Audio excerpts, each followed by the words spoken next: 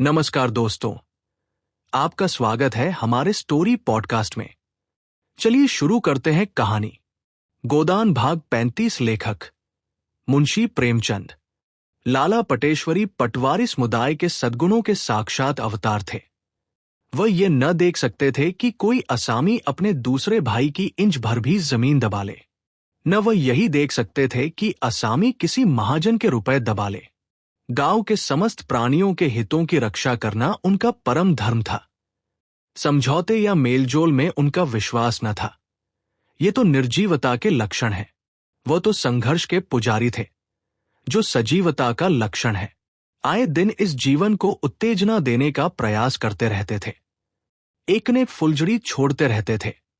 ममरू साह पर इन दिनों उनकी विशेष कृपादृष्टि थी। ममरू साह गांव का सबसे धनी आदमी था, पर स्थानीय राजनीति में बिल्कुल भाग न लेता था। रोब या अधिकार की लालसा उसे न थी। मकान भी उसका गांव के बाहर था, जहां उसने एक बाग और एक कुआं और एक छोटा सा शिव मंदिर बनवा लिया था। बाल बच्चा कोई न था, इसलिए लेन देन भी कम कर दिया था और अधिकतर पूजा पाठ में ही लगा रहता था। कितने ही असामियों ने उसके रुपए हजम कर लिए थे, पर उसने किसी पर नालिश फरियाद न की। होरी पर भी उसके सूद ब्याज मिलाकर कोई 150 हो गए थे, मगर न होरी को ऋण चुकाने की कोई चिंता थी और न उसे वसूल करने की। 2-4 बार उसने तकाजा किया, घुड़का डांटा भी, मगर होरी की दशा देखकर चुप हो बैठा। अब की संयोग से होरी की ऊख गन्ना गांव भर के ऊपर थी। कुछ नहीं तो उसके 250 सीधे हो जाएंगे, ऐसा लोगों का अनुमान था। पटेश्वरी प्रसाद ने ममरू को सुझाया कि अगर इस वक्त होरी पर दावा कर दिया जाए तो सब रुपए वसूल हो जाए। ममरू इतना दयालु नहीं, जितना आलसी था। झंझट में पड़ना न चाहता था, मगर जब पटेश्वरी ने जिम्मा लिया कि उसे एक दिन भी कचहरी न जाना पड़ेगा, न कोई दूसरा कष्ट होगा, बैठे बैठाए उसकी डिक्री हो जाएगी, तो उसने नालिश करने की अनुमति दे दी और अदालत खर्च के लिए रुपए भी दे दिए। होरी को खबर भी न थी कि क्या खिचड़ी पक रही है। कब दावा दायर हुआ, कब डिक्री हुई, उसे बिल्कुल पता न चला। कुरकमीन उसकी ऊख नीलाम करने आया, तब उसे मालूम हुआ। सारा गांव खेत के किनारे जमा हो गया। होरी ममरू साह के पास दौड़ा और धनिया पटेश्वरी को गालियां देने लगी। उसकी सहज बुद्धि ने बता दिया कि पटेश्वरी ही की कारस्तानी है, मगर ममरू साहब पूजा पर थे, मिल न सके और धनिया गालियों की वर्षा करके भी पटेश्वरी का कुछ बिगाड़ न सकी। इधर ऊख 150 रुपए में नीलाम हो गई और बोली भी हो गई ममरू साही के नाम। कोई दूसरा आदमी न बोल सका। दातादीन में भी धनिया की गालियां सुनने का साहस न था। धनिया ने होरी को उत्तेजित करके कहा, बैठे क्या हो, जाकर पटवारी से पूछते क्यों नहीं? यही धर्म है तुम्हारा गावघर के आदमियों के साथ। होरी ने दीनता से कहा, पूछने के लिए तूने मुंह भी रखा हो। तेरी गालियां क्या उन्होंने न सुनी होंगी? जो गाली खाने का काम करेगा उसे गालियां मिलेंगी ही।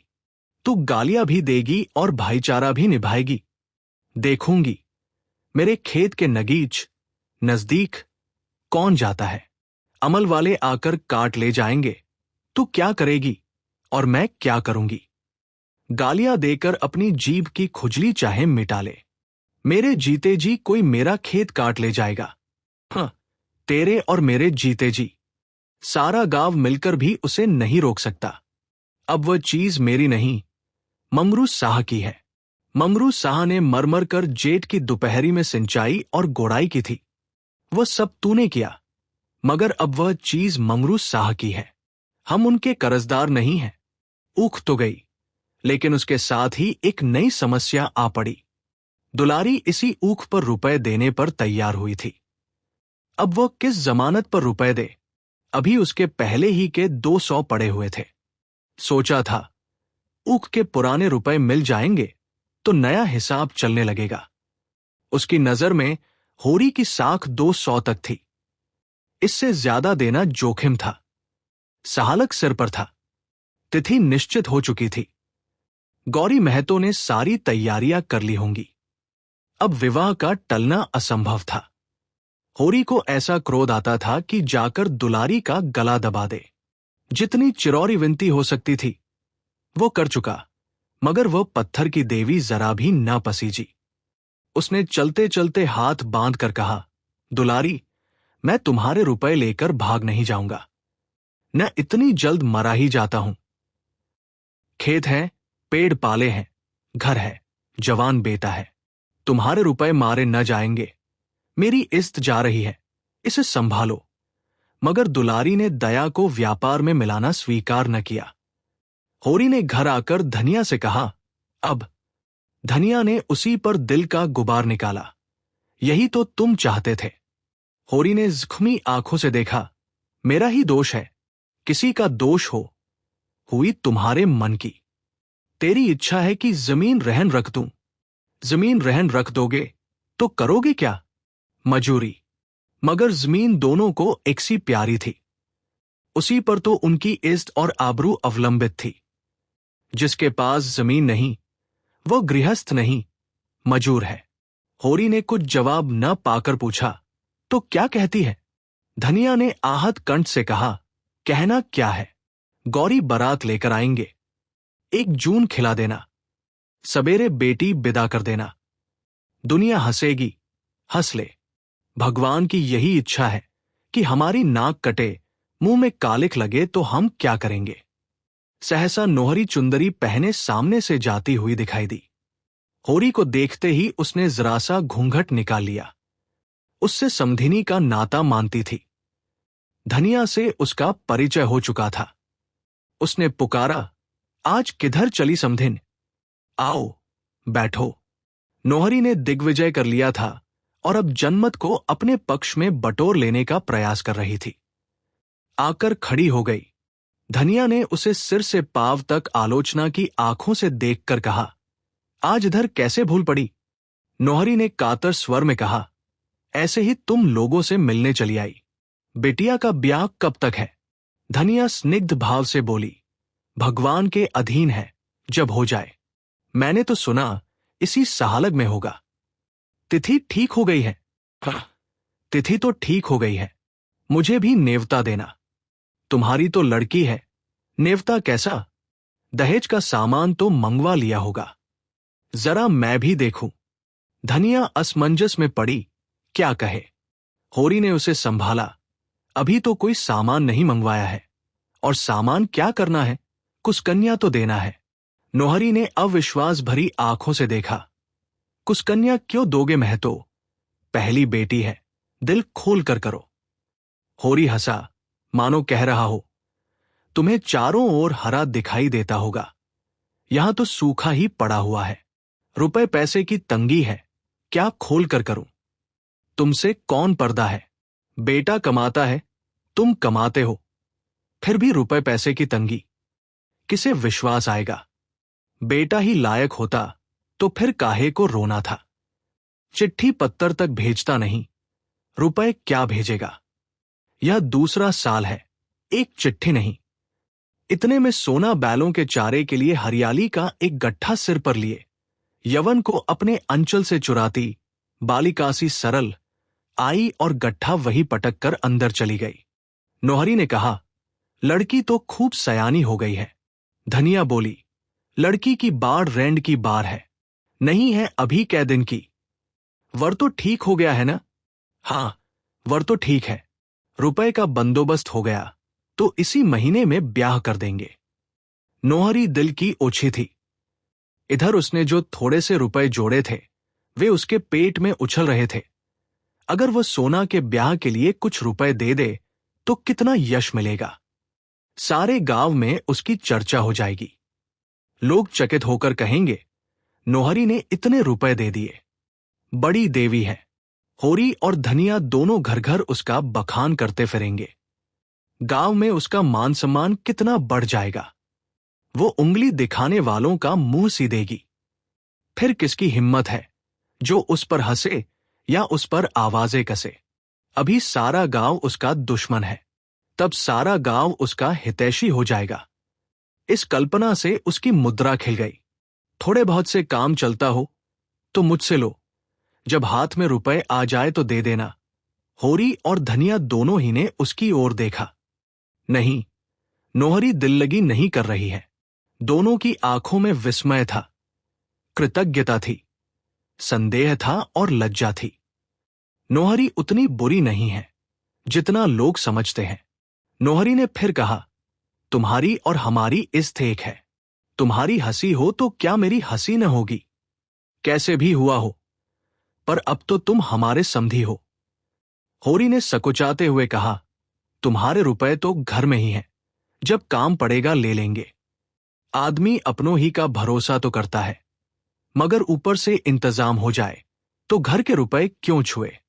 धनिया ने अनुमोदन किया, हां और क्या। नोहरी ने अपनापन जताया, जब घर में रुपए हैं तो बाहर वालों के सामने हाथ क्यों फैलाओ? सूद भी देना पड़ेगा, उस पर स्टाम्प लिखो, गवाही कराओ, दस्तूरी दो, खुशामद करो। हां, मेरे रुपए में छूट लगी हो तो दूसरी बात है। होरी ने संभाला, नहीं नहीं नोहरी, जब घर में काम चल जाएगा तो बाहर क्यों हाथ फैलाएंगे? लेकिन आपस वाली बात है, खेती बाड़ी का भरोसा नहीं।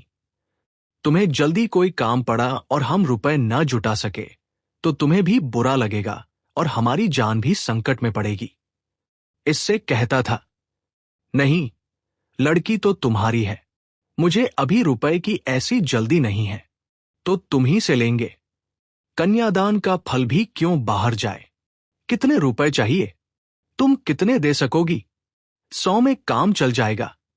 होरी को लालच आया, भगवान ने छप्पर फाड़ कर रुपए दिए हैं, तो जितना ले सके उतना क्यों न ले?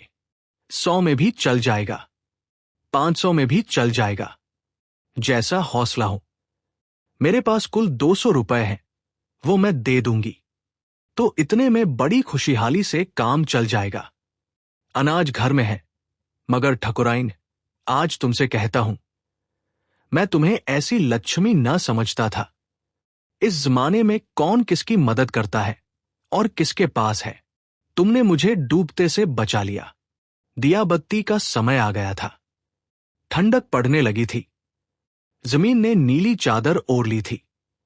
धनिया अंदर जाकर अंगीठी लाई, सब तापने लगे। पुआल के प्रकाश में छबीली, रंगीली, कुलटा नोहरी उनके सामने वरदान सी बैठी थी। इस समय उसकी उन आंखों में कितनी सहृदयता थी, कपोलों पर कितनी लज्जा, ओठों पर कितनी सत्प्रेरणा।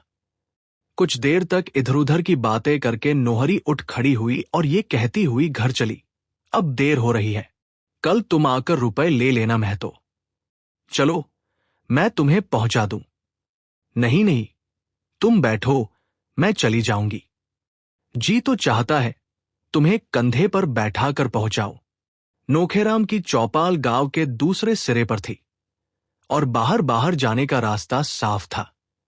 दोनों उसी रास्ते से चले। अब चारों ओर सन्नाटा था। नोहरी ने कहा, तनिक समझा देते रावत को, क्यों सबसे लड़ाई किया करते हैं? जब इन्हीं लोगों के बीच में रहना है तो ऐसे रहना चाहिए, न कि 4 आदमी अपने हो जाएं। और इनका हाल यह है कि सबसे लड़ाई, सबसे झगड़ा। जब तुम मुझे पर्दे में नहीं रख सकते, मुझे दूसरों की मजूरी करनी पड़ती है, तो ये कैसे निभ सकता है कि मैं न किसी से हंसूं, न बोलूं, न कोई मेरी ओर ताके, न हंसे? ये सब तो पर्दे में ही हो सकता है। पूछो, कोई मेरी ओर ताकता या घूरता है तो मैं क्या करूं? उसकी आंखें तो नहीं फोड़ सकती। फिर मेल मुहब्बत से आदमी के 100 काम निकलते हैं। जैसा समय देखो वैसा व्यवहार करो। तुम्हारे घर हाथी झूमता था, तो अब वह तुम्हारे किस काम का? अब तो तुम 3 रुपए के मजूर हो। मेरे घर तो भैंस लगती थी, लेकिन अब तुम मजूरिन हूं। मगर उनकी समझ में कोई बात आती ही नहीं।